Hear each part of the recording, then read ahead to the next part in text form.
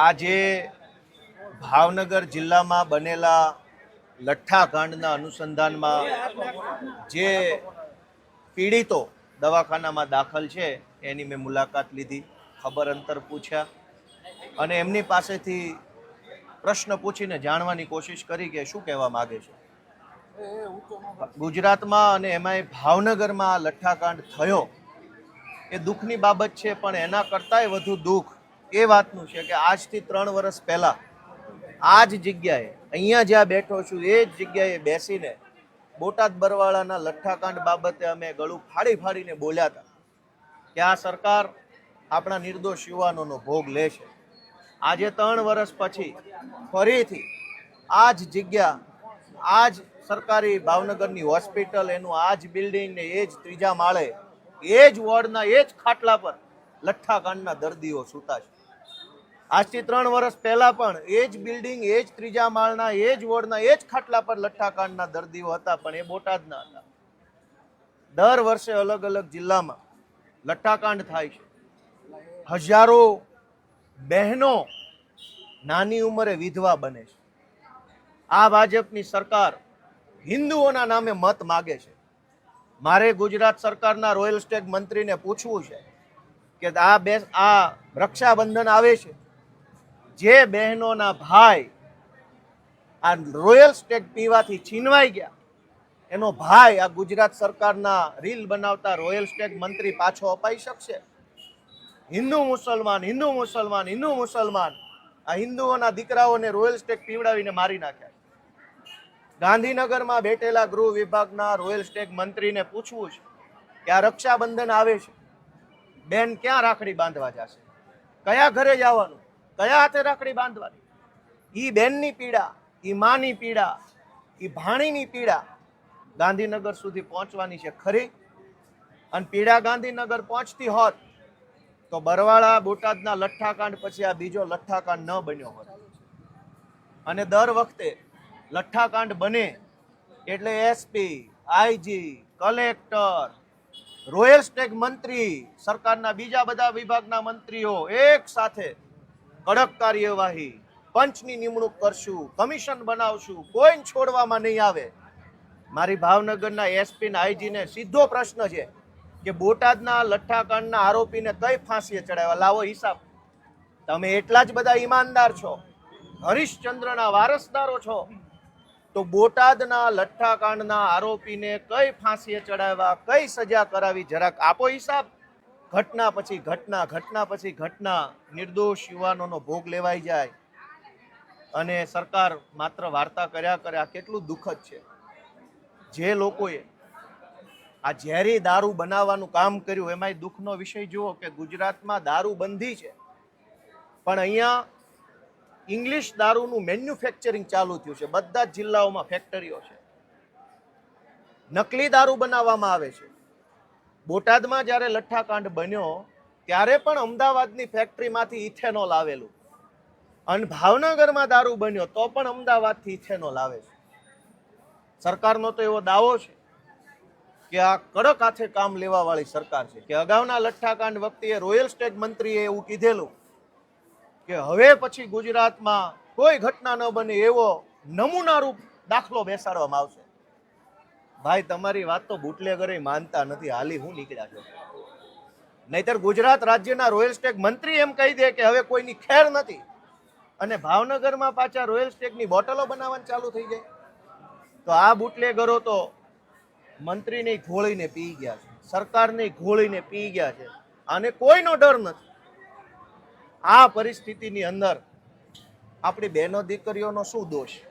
આજે જે 7 વ્યક્તિઓના મૃત્યુ થયા, એના પરિવારની માં, પત્ની, બહેન કે બાળકો, હવે એનો આધાર કોણ? અને નિરાધાર બન્યા છે એનો જવાબદાર કોણ? ભાજપ વાળા તો એમ કહે છે કે દાદાની સરકાર. દાદા આવા હોય જે પોતાની દીકરીના ધણીને મરાવી નાખે? દાદા આવા હોય જે એક દીકરીના ભાઈને મરવી નાખે રોયલ સ્ટેગ પીવડાવીને? આવા દાદા હોય? દાદાની સરકાર તો દયાળુ હોવી જોઈએ કે દારૂ તો શું, પાણી ખરાબ ન આવવું જોઈએ. એના બદલે અહીંયા તો લોલમ લોલ દર વર્ષે લઠ્ઠાકાંડ. અને સૌથી દુઃખનો વિષય કે આપણા રાજ્યમાં ગુંડાઓ, બુટલેગરો, તોડબાજો, માફિયાઓ, ખોટું કરનારાઓ આગળ આગળ આગળ, અને સરકાર પાછળ પાછળ પાછળ પાછળ. પહેલા ક્રિયા પછી પ્રતિક્રિયા.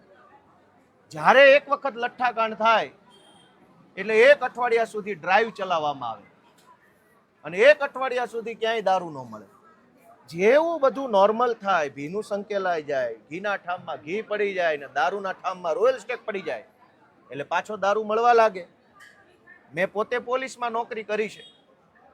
ગુજરાતના રોયલ સ્ટેક મંત્રીને એટલું કહેવાનું છે કે તમે ઈમાનદારીથી પગલાં લેવા માંગતા હોય તો 100 વહીવટદારોનું લિસ્ટ ગોપાલ ઇટાલી આપશે. કરો તપાસી, વહીવટદારો ક્યાંથી પૈસા કમાય મને ખબર છે. તમે કયો એ જિલ્લાના એલસીબીના, એસઓજીના, આરઆર સેલના, ક્રાઇમ બ્રાન્ચના કયા વહીવટદારની કઈ ડિટેલ જોઈએ મારી પાસે. રૂપિયાના હપ્તા લઈ અને એ હપ્તા કમલમ સુધી પહોંચાડી અને લોકોને મરવા માટે છોડી દે છે. આ કેટલો દુઃખનો વિષય છે. દારૂબંધીની આ હાલત દુનિયા જોઈ રહી છે. અને છેલ્લી વાત કે સરકારમાં હું એમ નહીં કહું કે રાજીનામું આપી દે, કેમ કે આ એટલા જેનામાં 1% માનવતા હોત એના રાજમાં એકની એક ઘટના 2 વાર બનવી ના જોઈએ. એટલે આનામાં માનવતા નથી. અને જેનામાં માનવતા ન હોય એની પાસે કઈ માંગણી ન હોય. માંગણી તો જેનામાં માણસ હોય, જેના હૃદય રામ હોય, જેનો આત્મા જાગતો હોય એની પાસે માંગણી હોય. મારી માંગણી ગુજરાતની જનતા પાસે છે કે એ લોકો રાજીનામું નહીં આપે. તમે આને ભગાડવા માંગો છો કે કેમ? દર વખતે 10, 20, 30, 40 વ્યક્તિઓના મૃત્યુ થાય અને આપણે રાજીનામા માંગતા રહીએ અને રાજીનામું આપે નહીં પણ નવા મૃત્યુ થઈ જાય, વળી નવા મૃત્યુ. આ વખતે હું ગુજરાતની જનતાને વિનંતી કરું છું કે એ લોકો તો નિંભર છે, એ લોકો બિન સંવેદનશીલ છે, એ લોકોનો આત્મા મરી ગયો છે ગાંધીનગરમાં બેઠેલા સરકારના માણસોનો.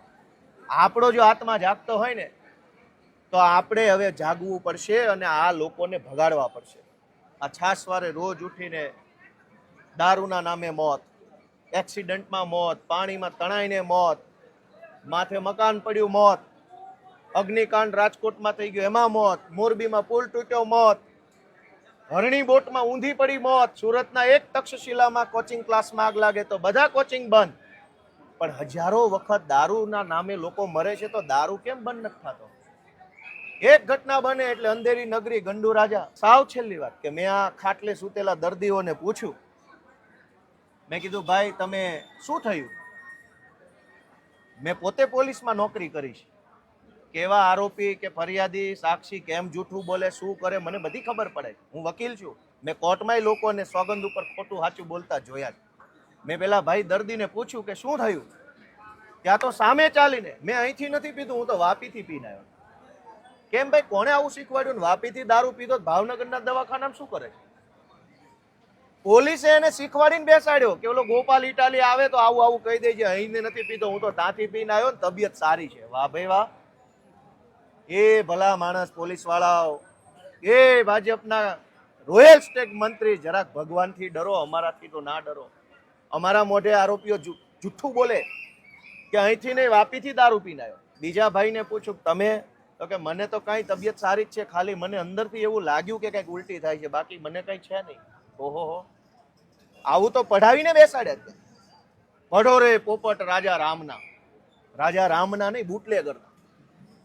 પઢો રે પોપટ ભાવનગરના એસપીએ પઢાવેલા બુટલેગરના. ગુજરાતની જનતાને મારી 2 હાથ જોડીને વિનંતી છે કે આપણી બહેનો દીકરીઓને બચાવી લો. નાની ઉંમરમાં વિધવા બને છે, બાપ વગરની દીકરીઓ થઈ જાય છે, ભાઈ વગરની બહેનો બને, એને બચાવવાની જવાબદારી આપણા સૌની છે. આંખ ખોલો બધા, એવી મારી વિનંતી છે.